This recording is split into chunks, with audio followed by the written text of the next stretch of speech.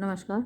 Second semester में जितनी भी फॉर्म्स ऑफ पोइट्री हैं उसके डिटेल्ड वीडियो भी अपलोड कर चुकी हूँ और मल्टीपल चॉइस क्वेश्चंस भी अपलोड कर चुकी हूँ। आज एलेगरी और फ्री वर्ड्स पर कुछ मल्टीपल चॉइस क्वेश्चंस देख लेते हैं। पहला क्वेश्चन है, what expresses apparent meaning of the allegory, यानी एपरेंट जो सामने दिखाई देता है तो कौन सी चीज़ एक्सप्रेस करती है, अभिव्यक्त करती है एपरेंट मीनिंग, यानी जो सामने दिखाई देने वाला अर्थ है of the allegory. The words of a poem, the suggested meaning of words of the poem, the words as well as idea or moral of a poem, या फिर none of these। तो जो शब्द होते हैं एलेगरी के वो apparent meaning को दिखाते हैं, तो वर्ड्स ऑफ अ पोएम यानी कि ए हमारा सही जवाब होगा। What is the meaning of allegoria, allegoria का क्या मतलब है? Veiled language figurative, unveiled language figurative, speaking differently, या फिर नन ऑफ दीज। एलेगोरिया का मतलब होता है वेल्ड लैंग्वेज फिगरेटिव, वेल्ड माने जिस पर पर्दा पड़ा हुआ है, लैंग्वेज भाषा, फिगरेटिव यानी अलंकार वाली। थर्ड क्वेश्चन है, व्हाट डज एलोस मीन, एलोस का मतलब क्या होता है? Veiled language figurative, unveiled language figurative, speaking differently, या फिर नन ऑफ दीज। तो एलोस जो कि ग्रीक वर्ड है उसका मतलब होता है स्पीकिंग डिफरेंटली, यानी कि अलग तरीके से बोलना। तो हमारा जवाब होगा सी। फिर है next question, one was the word allegory use for the first time in English. तो इंग्लिश में एलेगरी शब्द सबसे पहले कब यूज़ हुआ? ऑप्शंस हैं हमारे सामने 1382, 1400, 1412 या फिर 1482। तो एलेगरी शब्द अंग्रेज़ी भाषा में सबसे पहले 1382 में प्रयोग हुआ है, तो हमारा जवाब होगा ए। नेक्स्ट क्वेश्चन है, in Robert Bridges nightingales what is the allegorical interpretation of nightingales. तो रॉबर्ट ब्रिजेस की एक कविता है नाइटिंगेल्स, जो कि क्वेश्चन आंसर फॉर्म में है, जिसमें रॉबर्ट ब्रिजेस नाइटिंगेल्स से सवाल करता है कि तुम्हारा जो गीत है इतना मधुर क्यों है, तुम कहाँ से आती हो, क्या वहाँ पर बहुत खूबसूरत जंगल हैं, बहुत खूबसूरत नदियाँ हैं, नदियों का पानी बहुत ठंडा, शीतल और स्वच्छ है, इसीलिए क्या तुम्हारा गीत इतना मधुर है? और बदले में नाइटिंगेल्स ये कहती हैं कि हम जहाँ से आते हैं वहाँ सब कुछ सूखा है, बंजर ज़मीन है, ना हरियाली है, वहाँ की जो धाराएं हैं, नदियाँ हैं, सब सूख गई हैं, बंजर जगह से हम आते हैं। और जो हमारे जो गीत हैं वो हमारी अनफुलफिल्ड डिज़ायर्स का, यानी जो हमारी अपूर्ण इच्छाएं हैं उनके गीत हैं। तो ये जो पोएम है, अब ये क्या चीज़ जाहिर करती है, क्या चीज़ दिखाती है, इंटरप्रिटेशन उसकी क्या है? तो ऑप्शंस देखिए, नाइटिंगेल्स रिप्रेजेंट सिंगिंग बर्ड्स, यानी जो बुलबुलें हैं वो गाने वाली चिड़ियों का रिप्रेजेंटेशन करती हैं, यानी नुमाइंदगी करती हैं। नाइटिंगेल्स रिप्रेजेंट ब्यूटीफुल बर्ड्स, या फिर जो बुलबुलें हैं वो खूबसूरत चिड़ियों की नुमाइंदगी करती हैं। या फिर तीसरा ऑप्शन है, नाइटिंगेल्स रिप्रेजेंट टैलेंटेड पोइट्स, जो बुलबुलें हैं वो टैलेंटेड यानी प्रतिभावान कवियों की नुमाइंदगी करती हैं, या फिर नन ऑफ दीज। तो आपने कई बार सुना होगा कि जो चोट खाया हुआ इंसान है वो अक्सर कवि बनता है।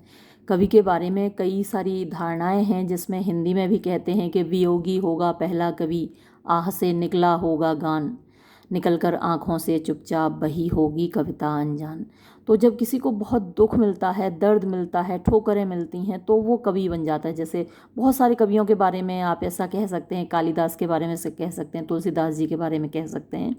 तो एक तरीके से ये जो नाइटिंगेल्स हैं वो रिप्रेजेंट करती हैं टैलेंटेड पोइट्स को, क्योंकि उनके जीवन में भी गम हैं। जो बुलबुलें हैं वो ऐसी जगह से आती हैं जहाँ स्ट्रीम्स, धाराएं सूख चुकी हैं, बंजर जगह है, ना कोई हरियाली है।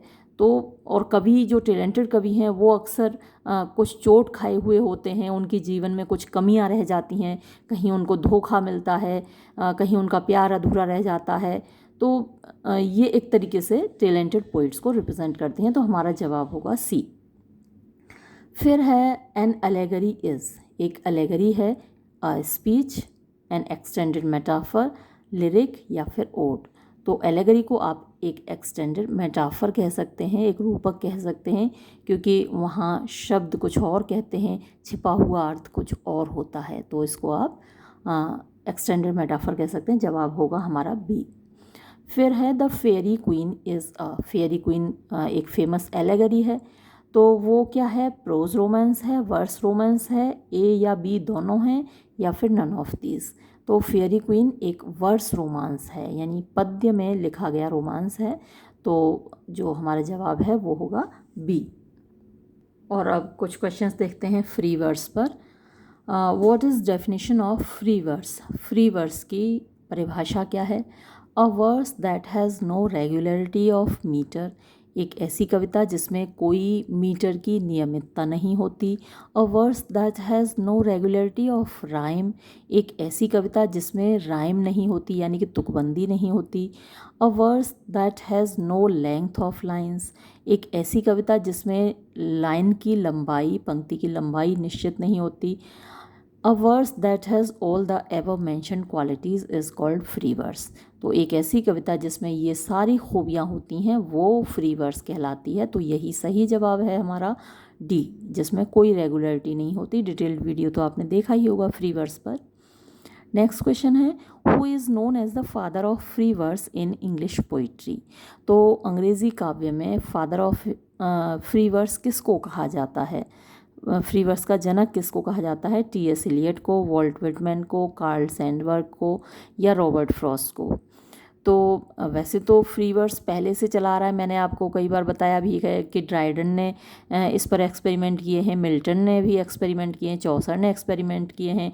बाइबल में फ्री वर्स काफ़ी मिलता है, उसके जो साम्स हैं, जो भजन हैं बाइबल के, उनमें फ्री वर्स यूज़ हुआ है।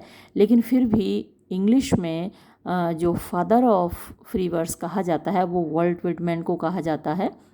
19th सेंचुरी पोइट है। शायद मैंने जो डिटेल्ड वीडियो है उसमें गलती से 20th सेंचुरी बोल दिया है।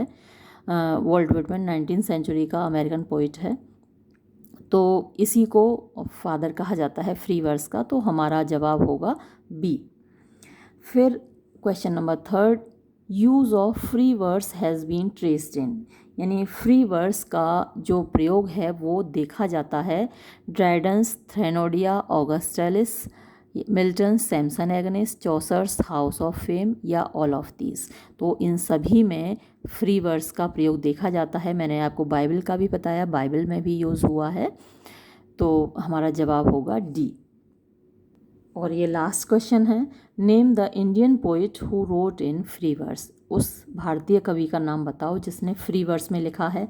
तो डिटेल्ड वीडियो में भी मैंने आपको बताया था उनका नाम। अच्छा, ऑप्शंस देखते हैं, सरोजनी नायडू, रविन्द्रनाथ टैगोर, टोरू दत्त, या नन ऑफ दीज। तो अगर आपने डिटेल्ड वीडियो देखा है तो आपको याद ही होगा कि हमने उसमें रविन्द्रनाथ टैगोर की बात की थी, उनकी गीतांजलि पूरी फ्री वर्स में लिखी हुई है, तो हमारा जवाब होगा बी, रविन्द्रनाथ टैगोर। तो ये वीडियो मैं यहीं समाप्त करती हूँ। धन्यवाद।